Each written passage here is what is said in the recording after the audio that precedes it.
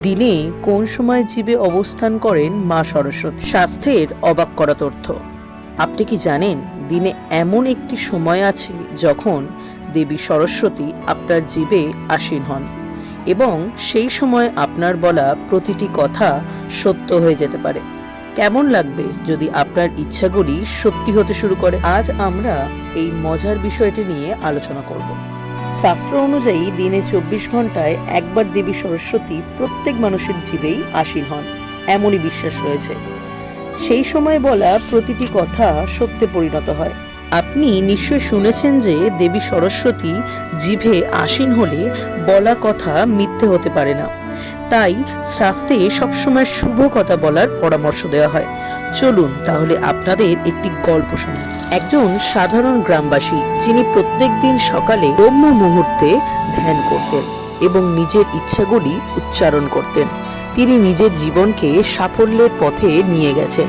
তার বিশ্বাস ছিল মা সরস্বতী আশীর্বাদ তাকে শক্তি দেবে।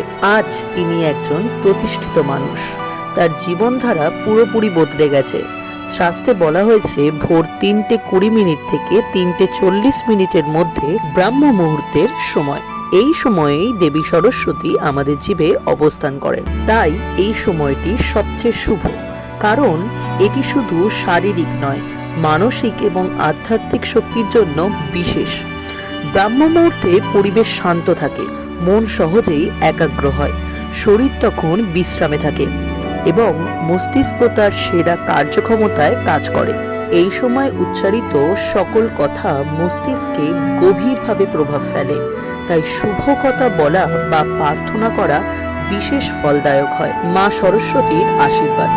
কথিত আছে দেবী সরস্বতী যার প্রতি সদয় হন তিনি বাকশক্তি, জ্ঞান এবং বুদ্ধিমত্তায় সেরা হয়ে ওঠেন। সফল ব্যক্তিরা যা করেন, অনেক সফল ব্যক্তি সকালে ধ্যান করেন এবং নিজের লক্ষ্যগুলির কথা উচ্চারণ করেন। এটি তাদের মনোবল বৃদ্ধি করে। কথার শক্তি। বিজ্ঞানের মতে সকালে ইতিবাচক কথা বললে মন এবং শরীর উভয়ে অনুপ্রাণিত হয়। আজকের ভিডিওটি এখানেই শেষ করলাম।